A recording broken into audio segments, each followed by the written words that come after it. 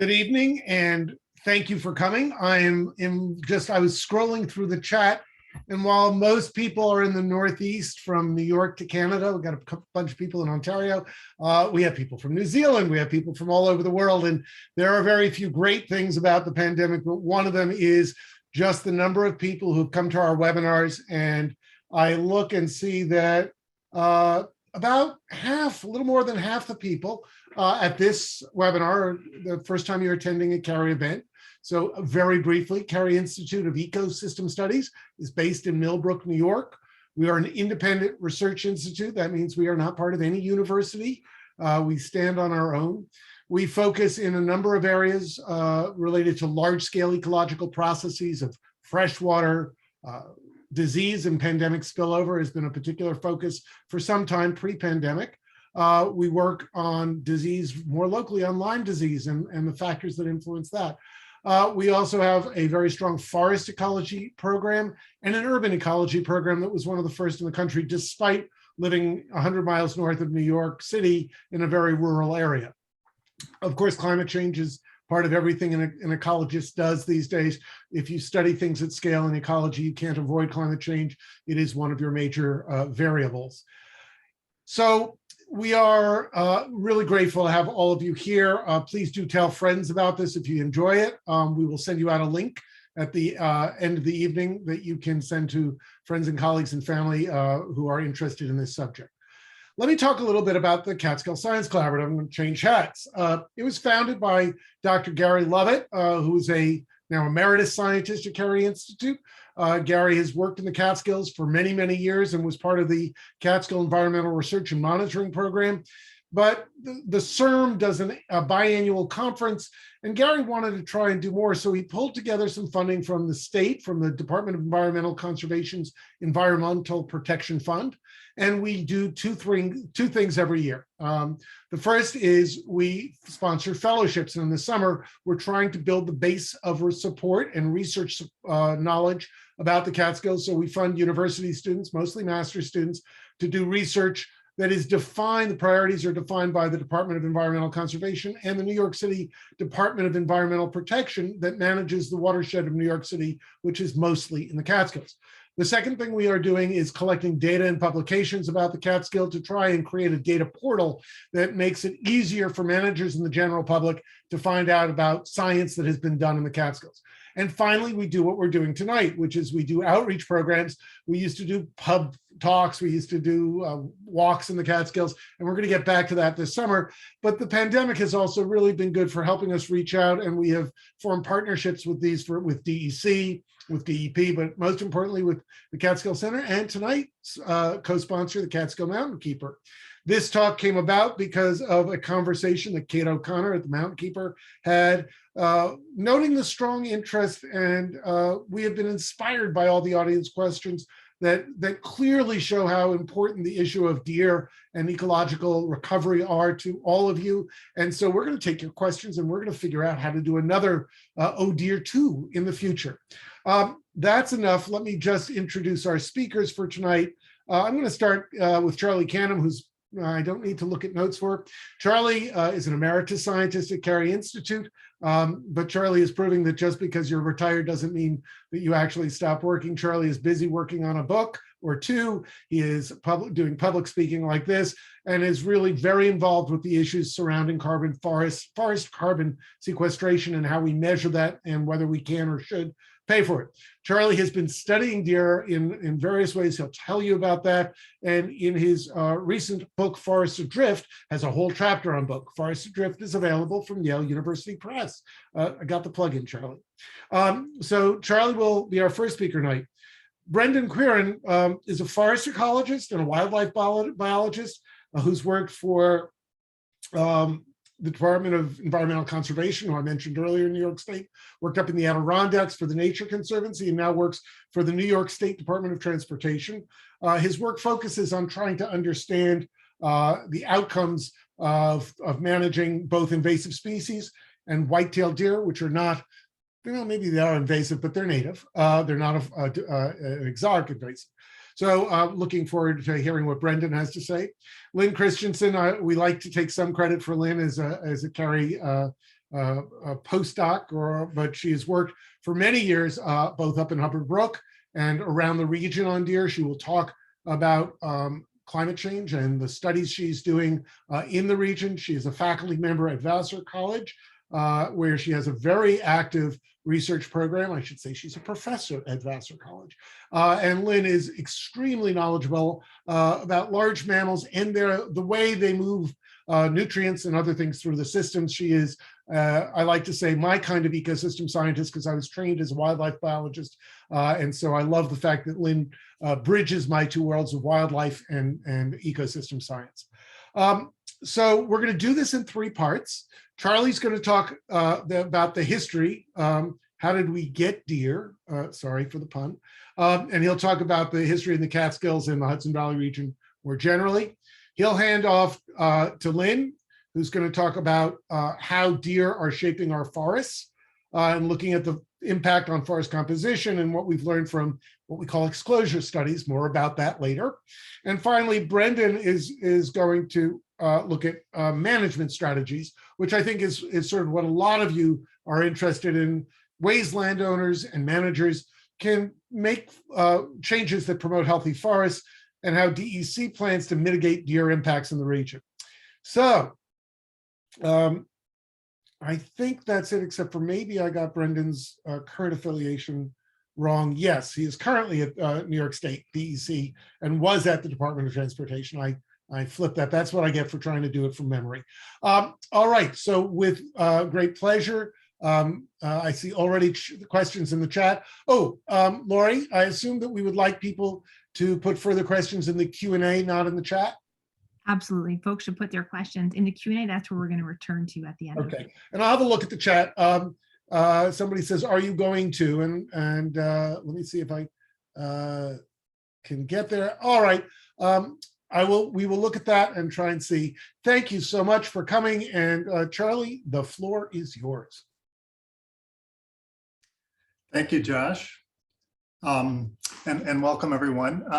I'm actually going to deviate slightly from what Josh said, and I'm going to talk about deer in 2 very different places for contrast. And the story of the history of white-tailed deer in the Northeast is really quite simple. The earliest estimate of the sort of pre-European settlement density of deer is over 110 years old. Ernest Thompson Seton came up with an estimate of about 10 deer per square mile as the density of deer in the Northeast prior to European settlement. That number has been quoted and cited innumerable times since then.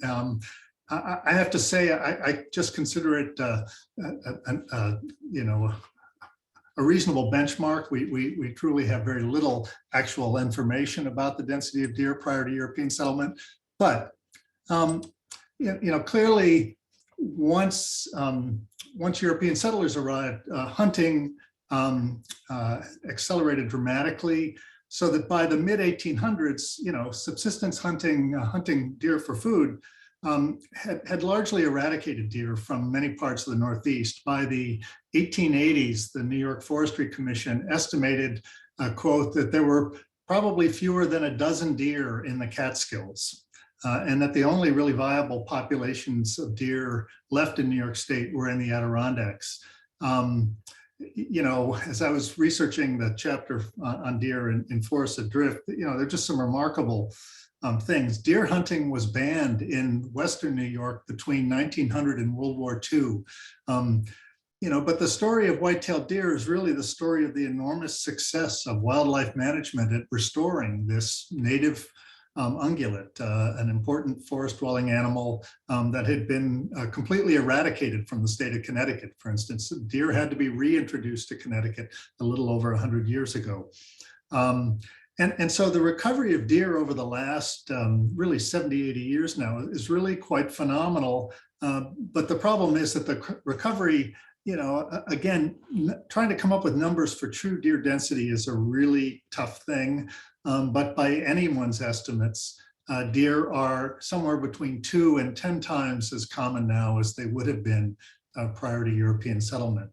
And clearly the absence of apex predators is involved, but also involved is the very deliberate effort to promote these populations during the middle of the last century by basically only hunting bucks and not hunting the does. And so, Brendan will go into the real questions that come up with how you use hunting to manage deer, but the absence of the natural predators is clearly a factor.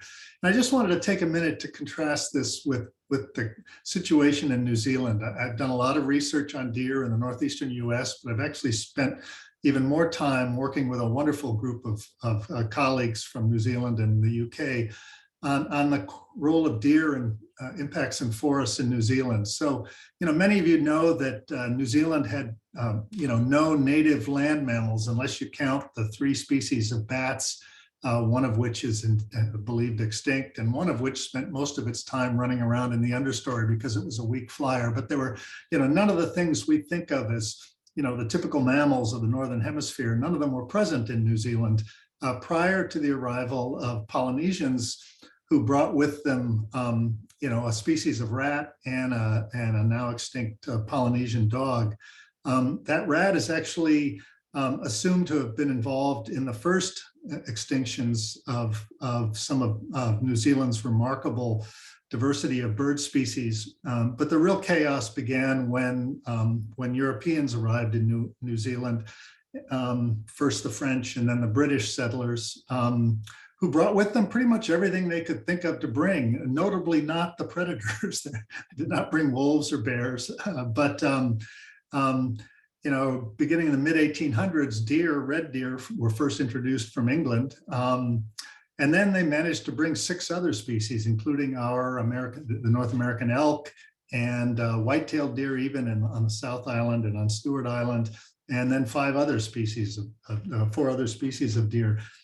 And the deer aren't directly involved in really the catastrophic threat to New Zealand bird species, but they're indirectly involved because many of the plants, the trees that produce the fruits that the native birds depend on as a food source, were really palatable to these deer, and decades of very high deer densities really almost eradicated many of these valuable tree species from the forests. And so the work we were doing was designed to ask, is there a level of deer that if you could reduce to that population to, could you get recovery of these species that were so critical for the birds? And I'm not going to try to go into any detail on this, except to say that the results were really quite depressing, and with a couple of lessons. One is that, years of heavy browsing primarily by red deer had allowed the introduction of non-native understory species, particularly some species of ferns on the more productive forests in the southern tip of the South Island where we worked. And those understory unpalatable species actually also inhibited tree regeneration. So between the deer and these ferns, there was a double whammy that was really wiping out adequate regeneration. The other lesson was that forests work on very long time scales, and our models came up with a fairly depressing conclusion that even if you could almost eradicate deer, which is just not possible both politically or practically, it could be centuries to millennia for populations of these tree species to recover. These forests are magnificent. Many of the species live for 1,000 years or more. But forests can get into a state where recovery is very slow, and that's an issue that both Lynn and Brendan will get to. And so, the other thing, the other reason I bring this up is that whenever I get really depressed about threats about North American forests, I think about how much more dire the threats are to many of these spectacular, bird species and forests in New Zealand, leavened with enormous respect for just how well New Zealand tries to deal with this, their Department of Conservation in particular. But it's really this story of this struggle between sort of humans have replaced the apex predators, but we both want, one group of us want lots of these game animals here, and another group would like to see fewer of them. And so it's not just a question of ecology. There's a human dimension to this that's really quite important. And I think both Brendan and Lynn will pick up on that thread. So that's all I wanted to do. I wanted to leave time for all the real science you're going to get from Lynn and Brendan. So I'll turn it over to Lynn. Great. Thank you, Charlie. It's really wonderful to be here again. It would be great if this was actually in person. And I'm going to go ahead and share my screen. And I'm going to have somebody tell me whether or not this is showing up for everybody. Do I have a thumbs up, Lori or Leslie? We can see it, but we're seeing it as with the little slides on the left still, Lynn. How's that? That's perfect. Better. Excellent. All right. You know, we've been on Zoom for 2 years, but we still can't always get it exactly right. Well, Charlie gave a really nice introduction thinking about some of these complicated interactions we have here in North America, and particularly in the United States with these animals. Here's our friend and sometimes a foe white-tailed deer. And I kind of wanted to start out with these two pictures. This is locally, this is at Vassar College. We have deer cameras. Well, I shouldn't say deer cameras. We have cameras up that are detecting wildlife in lots of places. And one of the things that we know about the hunting community is many hunters really like that animal who's on the left side of your screen with that large rack. This is an older male deer, and this is the preferred animal that hunters like to target. And on the right, we have a young male. And so I want to talk a little bit about how we're managing deer and what that means for our forests. As many of you are well aware, we have a lot of really suitable habitat here in the Hudson Valley, as well as over in the Catskills. So we know that deer in this area really like mixed woodlands. They like forest edges. They like our agricultural fields and those second growth areas. And now they really like our residential areas. So these places provide a lot of food opportunities. Charlie mentioned that the deer in New Zealand were predating some of the birds. Well, here on the left side of your screen is a deer eating a nestling right here. And this is at Cary Institute back when they were doing some surveys thinking about survivorship of some birds. So we know we have a landscape that supports a lot of deer. There's a lot of food available and there's a lot of habitat available.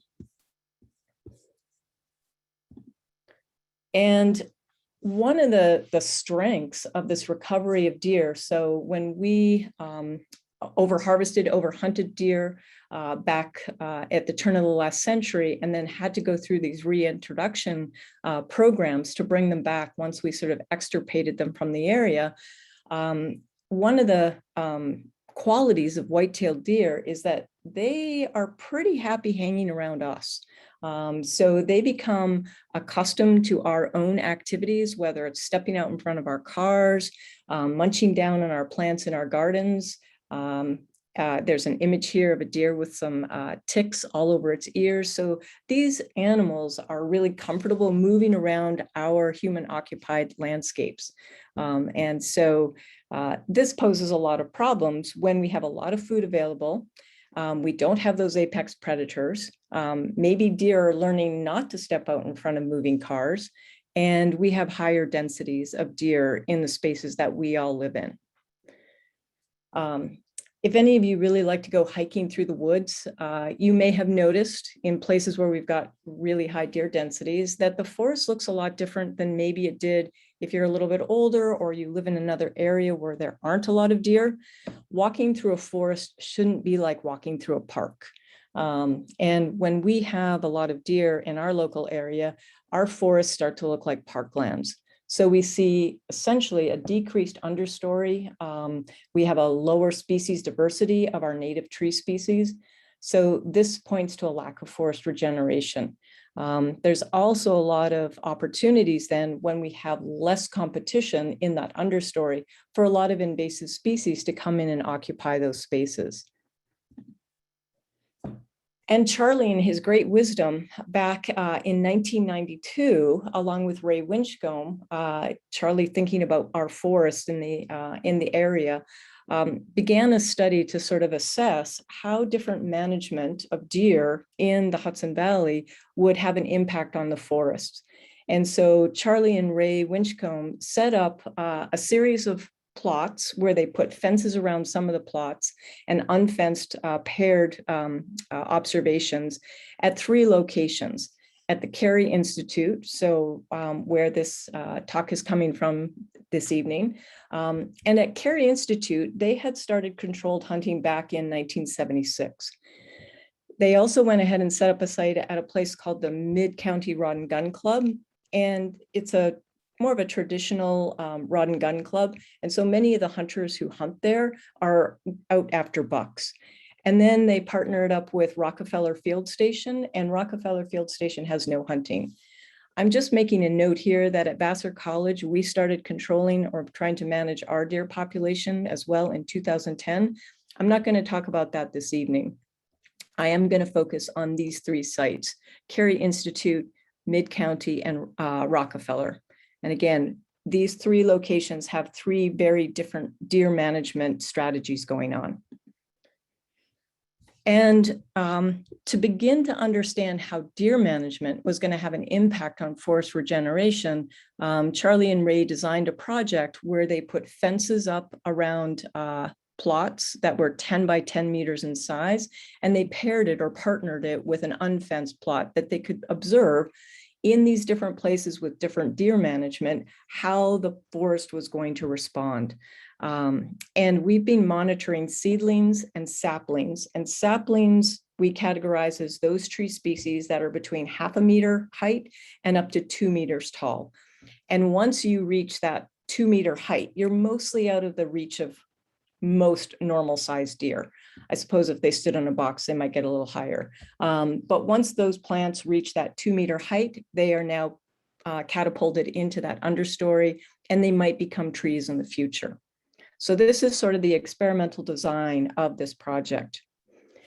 And I have a couple of pictures to show you, and then I'll show you a little bit of the data, what we've been finding. And again, these plots were set up in 1992. I, working at Cary Institute, back when it was called IES, the Institute of Ecosystem Studies, started working in these plots in 1994. So I've been at it for a little while. So this photo right here, or these 2 photos, show you the difference between putting up a fence. So in the foreground, you can see there's that note that says the fence line. And inside the fenced plots, and this happens to be at Rockefeller, where there is no deer management going on. So there's no hunting, and there's a very high deer density. And you can see when you put a fence up, and this picture here is from 25 years after the fences went up. You can see there's a lot of plants growing in here, including sugar maple, there's some spice bush, there's some vaccinium, so there's a lot of diversity, and it's looking pretty green. Contrast that to the image that you see on the other side, where again, we have no understory development. So people often say, well, the experiment is putting up the fences. That's not really the experiment. The experiment is trying to understand how management has an impact on how our forests might regenerate under these different deer management scenarios. So when we put fences up in these different deer management locations, we're seeing the potential for that forest to regenerate. So this image here, even though Rockefeller has had no hunting for such a long period of time, if given the chance and the opportunity, after 25 years, we're going to start to see some regeneration of our forest. But as Charlie noted, our forests are long-lived. So 25 years, it's taken 25 years for the forest understory to begin to look like this. So our challenges with high deer densities are definitely out there in front of us. We can contrast that past image at Rockefeller, where there's no hunting, with the Cary Institute sites, where there has been managed hunting going on since 1976. And here we have a contrast between the fenced and unfenced plots. And just as you think about that previous image where there's no understory, the case is very different, where deer have been managed for a long period of time. And so both in the fenced plots and the unfenced plots, we see a developed understory and transitions in species diversity, and we have a future forest. So when these adult trees start to die, they're going to be replaced, creating those forest gaps, and those understory saplings who are past that 2 meter height are going to be able to move in to that upper canopy and become our new forest of the future. Okay, so those were great pictures. And now just a little bit of data for those of you who are really interested in what the data looks like. I mentioned that the plots were established in 1992 by Charlie and Ray Winchcombe, and we have the paired plots. And what I want to draw your attention to is in 1992, when they paired the plots at each of these different locations, they looked the height of the saplings and the size classes of saplings in these plots was similar in the fenced and unfenced plots. What I'm drawing your attention to here in the circled fenced, unfenced plots in 1992 for the Cary Institute sites is that there's an age structure that is really important for setting the stage for what a future forest regeneration can be.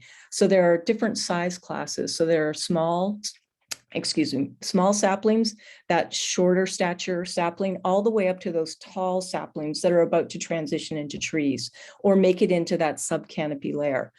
If you look across to Mid-County and Rockefeller, that structure doesn't exist. Transition over to 2012, on the other side of the screen, you can see that, and I might note, you're probably looking at the number of saplings. There's a scale change here. So on the 1992 graph, we only go up to 60 total saplings. On the 2012, we go up to 120 saplings. So just notice that there's a scale change here. But what I'd like to draw your attention to is there is the opportunity following deer management and the reduction of deer density for these forests to regenerate. But at Mid-County and Rockefeller, again, where there's buck hunting primarily and no hunting, only by putting fences up to protect the trees or the saplings are we going to get forest regeneration.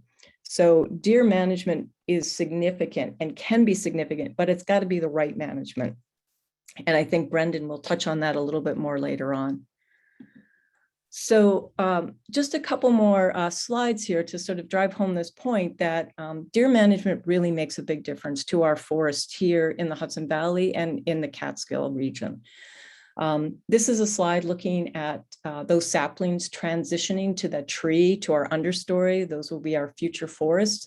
If we look at Cary Institute, where we've got a deer management program where primarily does are hunted, so we're reducing that reproductive capacity of the deer population. We see that we've got a large number of saplings that can actually transition into that understory and become our future forest.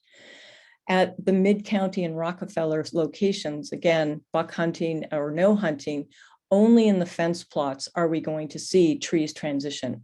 So in those locations where there's hunting of bucks, so limited reduction in total population size, and Rockefeller with no hunting, those forests are going to be as long-lived as the current adult trees are surviving. And once those trees are gone, there will not be an understory to replace that forest.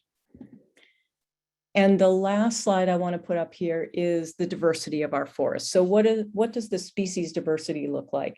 And again, the takeaway here is that deer management that adequately keeps the population density lower than just hunting maybe the bucks in a population really matter for preserving diversity and that richness within our forests. So we all know that diversity matters for a lot of reasons. And certainly we know that diversity in our forests is important as it provides opportunities for other species. So not just trees, but there are other wildlife species and many, many other species that benefit from that. So that was my last slide. And I'm going to stop sharing and I will now let Brendan take it over. Thanks, Lynn and Charlie. Let me just get my screen up. Can I also get confirmation that you're seeing my slides in full presenter view? Looks great. Great. All right, well, good evening, everyone. My name is Brendan Quirion, and I'm the Deer and Wildlife Habitat Management Biologist for DEC in Region 3. And I'm going to be talking about some of DEC's management approaches to promote forest regeneration in the region. And before I dive into that, I really just want to reemphasize some of the things that Lynn and Charlie touched on. So basic terrestrial ecology tells us that most terrestrial ecosystems are comprised of 3 trophic levels.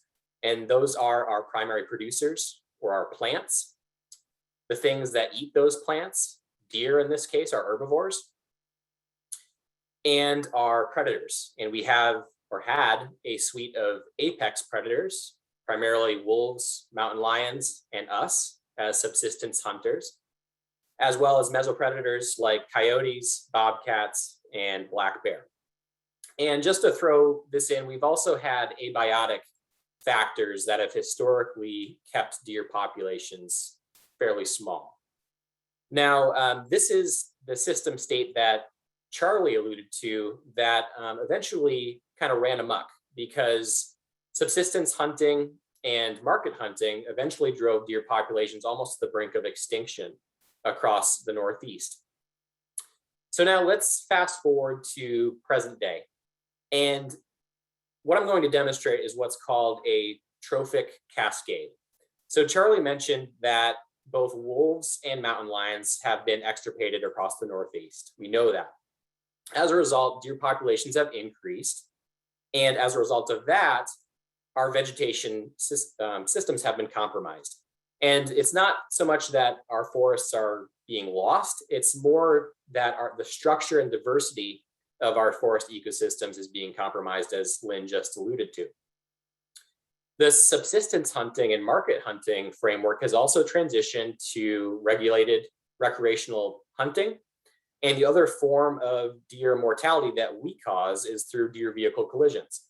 But this really hasn't kept up with that subsistence hunting and market hunting framework, and deer populations have continued to expand. And as a result, our vegetation has continued to be compromised. We also have had climate change affect the severity of our winters. Historically, winters with deep snow in particular caused winter mortality, and deer populations were kept in check as a result of that. But since we have milder winters and winters with not as much snow, populations have continued to expand. And again, our vegetation bears the consequences of that.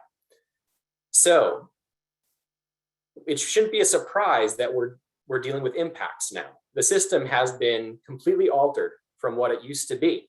And now we're dealing with increasing rates of deer vehicle collisions. We're dealing with forests that cannot regenerate. We're dealing with landscape and ornamental damage that is just burdensome and hard for property owners to deal with. Increases in tick-borne diseases and crop damage. And all of these things are results of deer populations being too high in certain areas. And so this begs the question, can we restore balance in these situations? And this is another example of the inside and out of a deer exclosure that Lynn talked about, where you can see very clearly that when we exclude deer from these systems, they are able to recover. It does take time, but it is possible. And what we're used to in seeing our forests with denuded or vacant understories is not what is actually natural, not what should be happening on the landscape. And so I think this quote from Aldo Leopold is appropriate here. Aldo was or is one of the fathers of modern wildlife management. And he said this: "A thing is right when it tends to preserve the integrity, stability, and beauty of the biotic community. It is wrong when it tends to do otherwise." So for me, this is really a call to action for us that we need to do something about this. There is a problem, and we need to try and restore some type of balance. And to answer that question, can balance be restored? We really need to understand basic deer population demography. And so I'm going to walk you through a theoretical model of white-tailed deer populations.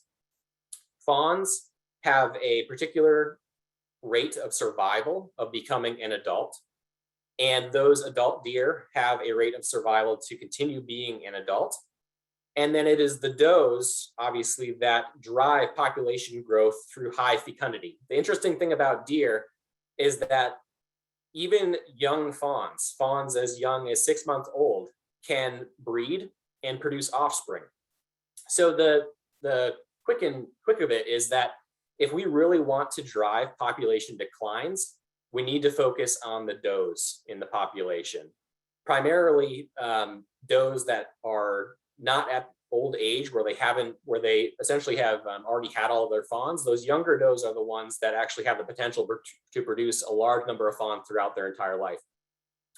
And lethal control is especially important here because not only are you reducing the survival rates of those does, but you're reducing or eliminating any future offspring that they would have in doing so.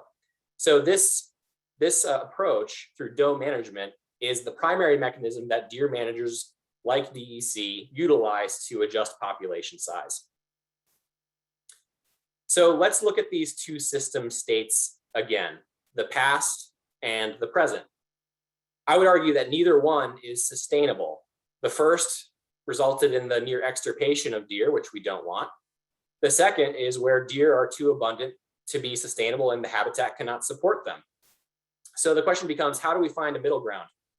I think we would all agree that we can't rely on deer vehicle collisions to assist here. That's just not an ethical or sustainable form of management. We also can't control the weather, so that's not going to really improve the situation here. So it really comes down to, can we essentially equip and empower modern hunters to act more like subsistence and market hunters, or can we reintroduce apex predators into the system to assist where they can? Now, keeping that in mind, I want to show this next photo. Can we really rely on apex predators to address deer impacts in these types of situations? I would argue that we can't, because the habitat isn't there that they need to be sustainable, and two, the societal acceptance of apex predators isn't there for them to be sustainable. So in these urban environments, which are usually the most impacted, we're going to have to be creative. Conversely, I'm not sure we can do recreational hunting in all of these types of situations either.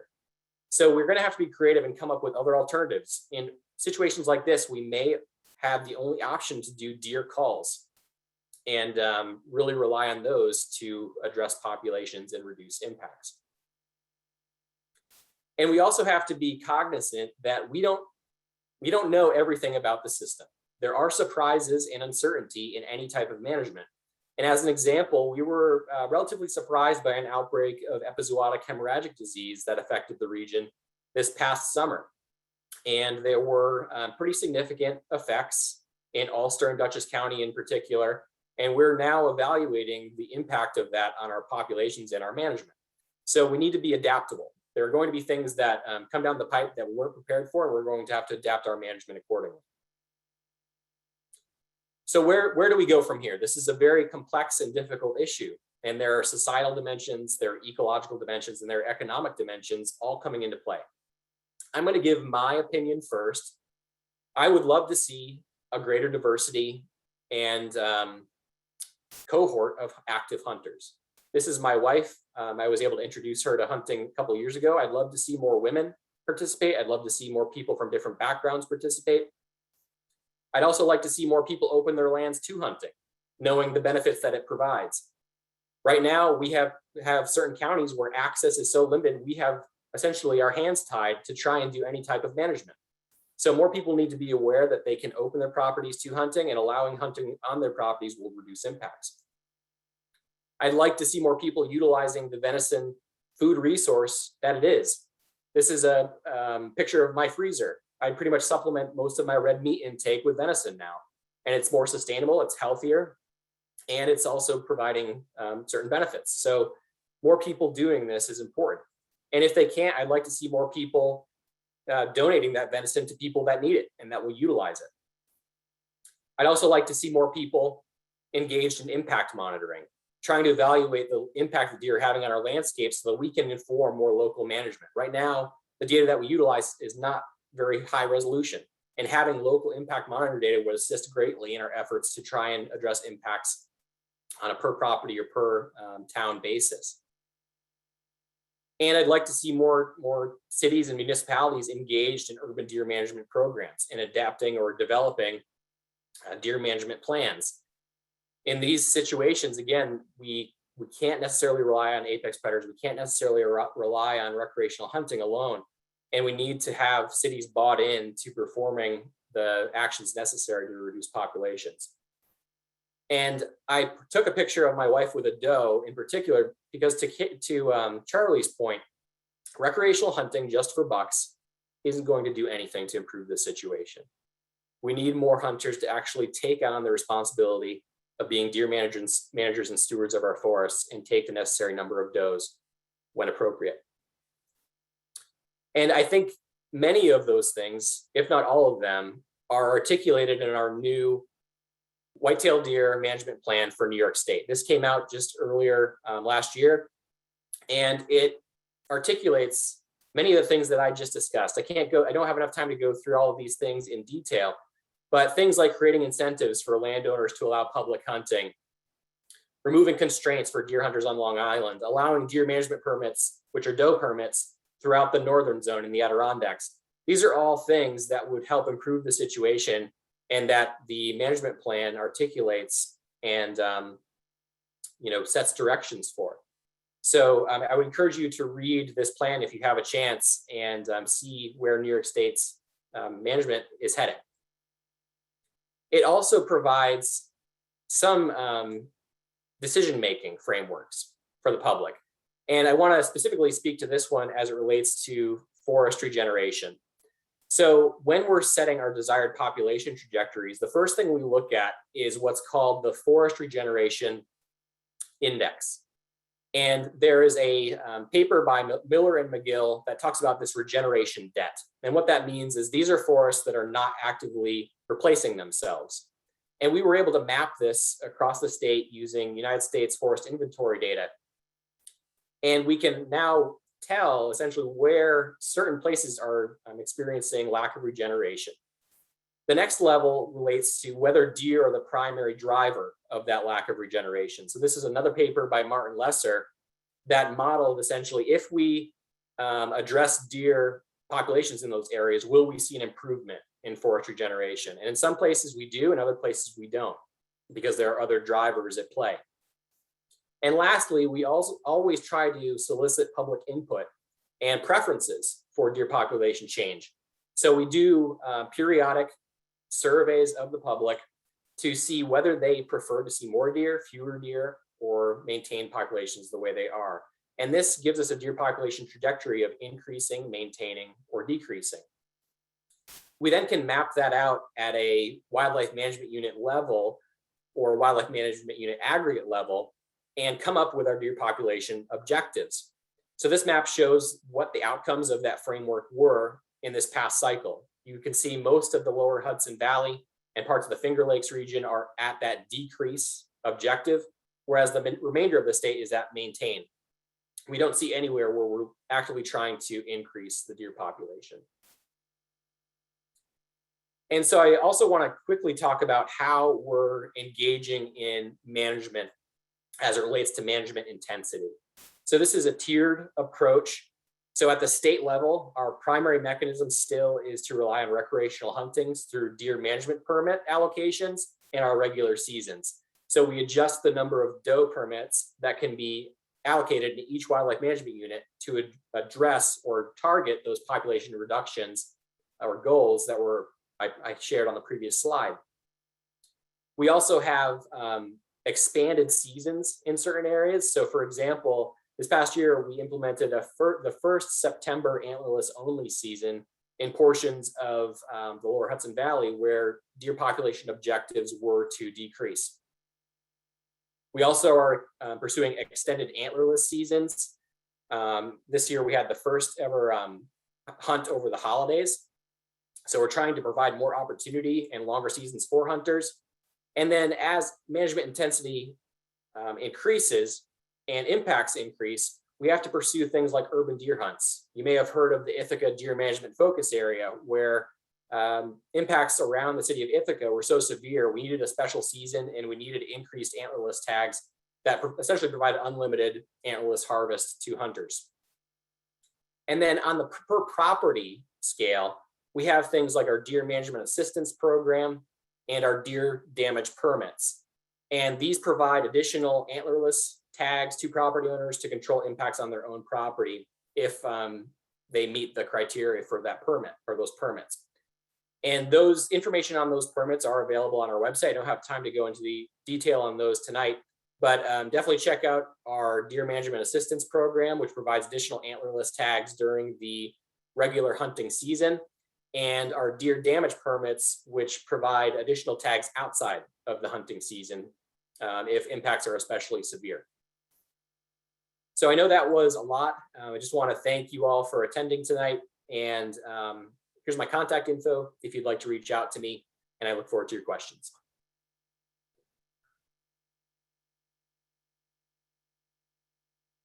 Well, that's great. Thank you very much. We have a whole bunch of questions in the Q&A. Let me just start with one that comes up again and again, and I'll link two different questions. Right now, the only apex predators are humans, and some of the questions are getting at whether it's, we need to shoot deer, whether we can't just let them run. I think the answers came from Charlie, Lynn, and Brendan in different ways. That if you want healthy forests with diverse understories and you're looking for that at scale, we probably need to reduce deer numbers. So the two questions that come up are, can we introduce predators? And the predators that I assume people are talking about are wolves and mountain lions, because they're the ones that are missing. And also, what about injecting females with birth control, as they have done on places, horses on Chincoteague and Assateague, and they've attempted to do unsuccessfully in the Southwest. But is chemical control of deer numbers a possibility? So anybody want to jump into the carnivore one? I just want to make a point first, Josh, that the interest in reducing deer numbers is not simply from us forest ecologists who would like to see healthy forests. I still firmly believe that it also produces a healthier deer population, right? So yes, there's a lot of food in certain parts, but there are a lot of very hungry deer out there, and these high deer densities have all sorts of issues with deer health. A lot of the work done in the Cary hunt program was to assess the health of the deer herd and to document that reducing the density of deer actually led to healthier deer. Yeah, that's a great point. I mentioned prior to the call that we're seeing impacts in certain places of the state right now where we're seeing starvation events, even though winter hasn't been that severe. And that's just manifesting because there isn't enough food on the landscape for the deer populations that are there. So to kind of get at the main question here, if we do nothing, deer are still going to die. And it's more of a matter of, are we willing to do it in a more sustainable and humane way? Deer will still succumb in most places without any form of lethal control because there isn't enough food for them to persist. Okay. And does somebody want to take a bat at the question of using hormonal control of deer numbers? Go ahead, Lynn. Yeah. I respect that people would like to manage deer with non-lethal methods. However, when we turn to actions like birth control or sterilization, whether it's bucks or does, we are putting those animals under a certain amount of stress, and we are also changing their behavior. So there are implications for going in a non-lethal way. So to say that we're not killing the animals, but we're changing their reproductive status also has consequences for those individuals and for the population at large. So it's not as simple as saying we're not killing them, we're just preventing them from having babies. That has big implications for the behavior of these wild animals. And messing with that is something that we take seriously and we need to really consider intensely. Yeah, in horse populations where it's been done, there's been real shifts in social behavior, dominance, females being excluded from their social groups. So I know that's an issue. I think the other thing that I'll just jump in on is you have to do it to a large proportion of the population, because as everybody said, these populations are growing even with hunting and roadkill. And if you look at that from the perspective of reducing reproduction, these populations grow at 15, 20% a year minimum, right? They're very fast growing species. They're weedy species, as we ecologists like to say. So you would have to get 30, 40, 50% of the females in a population suppressed in their reproduction. Let's jump on to a totally different one. I'm going to combine, again, two questions. One is, there was an organization, and I'm looking for the name, but a group that collected deer that does Hunters for the Homeless still exist.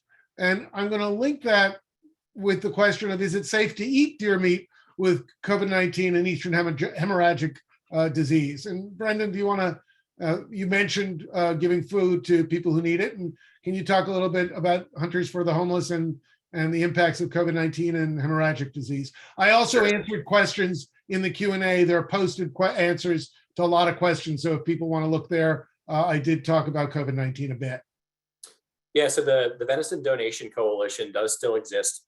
Every time we issue a permit to a landowner to take deer outside of the regular season, we encourage them to donate some of their deer to the Venison Donation Coalition. So it's still alive and well. They actually need more deer donated, though. This past year saw a decline in the number donated, which is really unfortunate. And I hope people will take the opportunity to take additional deer and donate them, even if their freezer is full, because that's really what's needed at this point. As far as consuming deer that have or had EHD or any other disease, we never recommend eating a deer that is exhibiting symptoms of disease. However, if the deer has recovered and is otherwise healthy, we usually recommend that you can eat those deer as long as you cook them to a temperature of about 165 degrees. So there's no issue with eating deer, in most hunting seasons during or even after an EHD outbreak, because most of those deer have already succumbed from EHD, and the ones that are still alive on the landscape have survived that initial outbreak and are beyond those points where the meat would be questionable. And Brendan, there are a couple thousand deer a year that die of EHD. On a population of hundreds of thousands, or do we not know? So what we know is the number of reports that came in. There were about 2,000 reports that came in across the state this past summer that we recorded. And for every one of those reports, we have to extrapolate based on what we think is actually occurring on the landscape. So we don't have the exact number. What we also look at is our trends in harvest. And we did see reductions in harvest in particular wildlife management units, in particular 3F and 3J, which were the most heavily hit by EHD this past summer.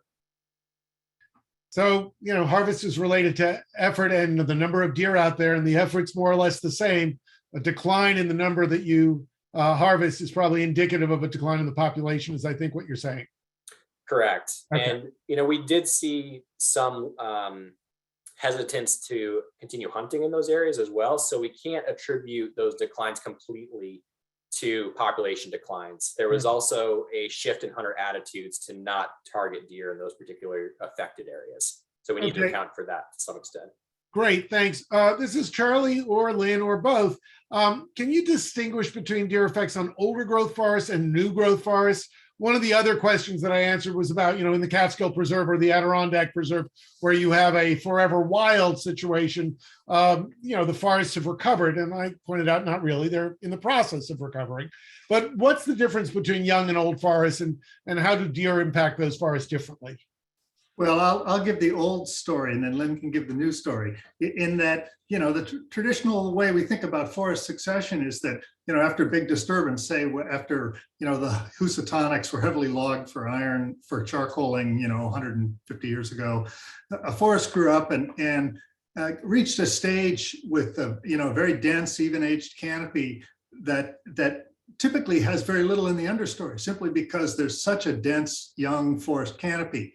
Now, as that forest matures and gaps start to form and you get an all-aged, old-growth structure, that's when you really expect a really nice, diverse understory. There are natural conditions under which you see a relatively sparse understory, but most of our forests are not in that stage. They've had a variety of disturbances, they've got gaps, their edges And so, but you do have to take into account the history of the forest. So there is natural variation in forest understory. Lynn, do you want to jump in?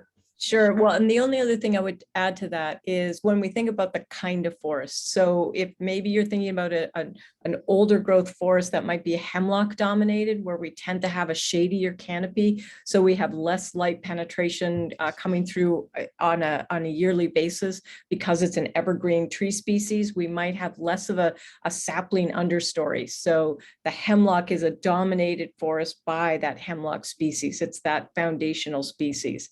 For the other forests where we're thinking are primarily deciduous or mixed deciduous with evergreen, depending if it's older or younger, we're still going to typically see that undergrowth or that understory condition unless we've had really intense bouts of herbivory. So that would be the only sort of caveat I would add to that. I don't know, Charlie, if you agree with that. Yeah, that's fine. Hemlock does get very heavily browsed as well. So yes, yeah, the younger ones do, but as soon as they get out of that range of the browsers, then they're good to go for a while. So there are a bunch of questions having to do with hunting and allowing hunting. Brendan, maybe you know this because you're working at DEC. Somebody said they'd love to let hunters on, but they're worried about the legal liability of having hunters on. Now, none of us is a lawyer, and I will caution that I don't think giving advice on legal matters is within our remit. But Brendan, is there anything in New York State that immunizes landowners against claims if they open their land to hunting? There is, yeah. So essentially a property owner that allows public hunting on their property without any monetary incentive or other benefit, there are protections for that property owner if something were to happen.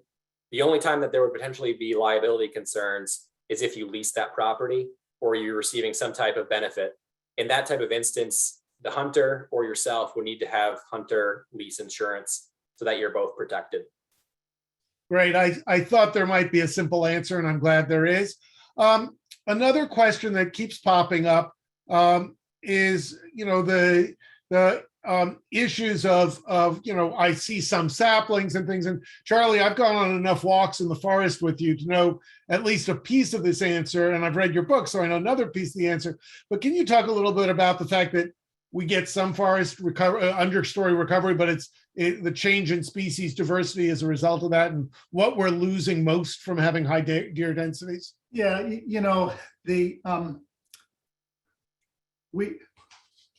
we're not losing our forests. What we're losing is diversity and productivity. Both are reduced.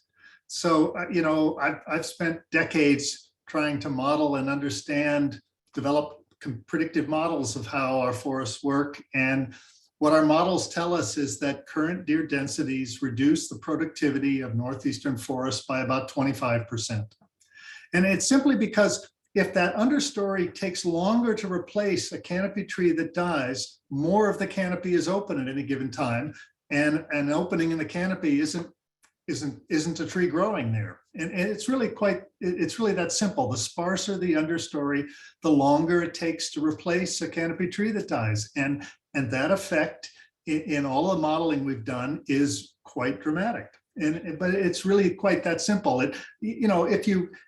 One of the problems with the logging we practice is that it tends to be highly selective and just take a single tree, which produces, would normally let in light to allow saplings to get going, but there are not a lot of them. It just brings in the deer and they eat all of them. And so in a perverse way, the more intensively you log, the less harm you have, because there's more light and there's more regeneration and the deer can't eat at all. Although I have to point out that even clear cuts in northern New York and the Adirondacks actually have almost stronger regeneration problems than the light selective harvesting here in our oak forests. And it's just, again, deer are mobile and they will move into those clear cuts and then just concentrate their browse. So it's really a question of degree, not, there are these pervasive effects. Again, Lynn has done a lot more recent work on this. No, I think I'll leave it at that because, yeah, it starts to get, it is pretty complicated. And we start to think about those trees that come down if we're not selectively logging them. So there are trees that are dying in the forest. And I kind of like a fence, if, we have mature trees that are coming down and are protecting some of those saplings or some of those seedlings, we can have some regeneration happening there. But again, deer are really mobile, and they're a pretty nimble animal compared to another animal I work with, our moose, who are nimble enough, but not like deer are. All right, well, we are now at 8:02, and I like to respect our time frame. We have so many questions that we will have to do another Oh Dear 2. In addition to which, I just want to thank people for their questions because they're really good. In the end, I think the summary of all of this is we change our habitat. We change it in lots of different ways. There was a wonderful question about whether we would have gotten the forest recovery if deer hadn't almost gone extinct at the beginning of the 20th century. And we also could be, but we also, it's a one-off, it's hard to say, but we also changed our farming practices. It's such a flux. But what we do know from our distinguished speakers tonight is that deer do have an impact. We can measure that impact. And to some extent, the question is, what kind of forests do we want? And how are we going to get them? So Charlie, Brandon, Lynn, thank you very much. There were questions about this work, and I'll just do, because it's my job, a couple pitches. If you really think this is important work, we are always looking for support for these 40-year exclosure studies that Lynn is now shepherding, that Charlie started, and we are handing off to a new Cary scientist we're in the process of handing off, because one can't be expected to do this forever, but the value of the long-term research is phenomenal. So if you're feeling philanthropic, please help us support that. Or if you just love the Catskill Science Collaborative, we are always looking for support to help us do more outreach, which we don't charge for, or sponsor more of the summer fellowships, which aren't hideously expensive. Each fellowship's about $15,000, but we got to raise the money for them. So that's my pitch for Cary Institute and for the Catskill Science Collaborative. I'll also say Catskill Mountain Keeper, our co-sponsor, does wonderful work. I urge you to go to their website and see all the great things they do in the Catskills, and perhaps support them as well. It's a wonderful place, the Catskills. I grew up there and know it well, and I am so grateful for Charlie, Brendan, and Lynn shedding their knowledge and really giving us deep insight into how complex this problem is. So for tonight, I'll say thank you very much. Look forward to seeing you at our next event. And as I said, we're going to email out the link to the taped version of this and send it on to people. And if you enjoyed this, the greatest thing you can do for us is tell people how much you liked it and let them know about Cary Institute of Ecosystem Studies and the Catskill Science Collaborative. So thank you and good night.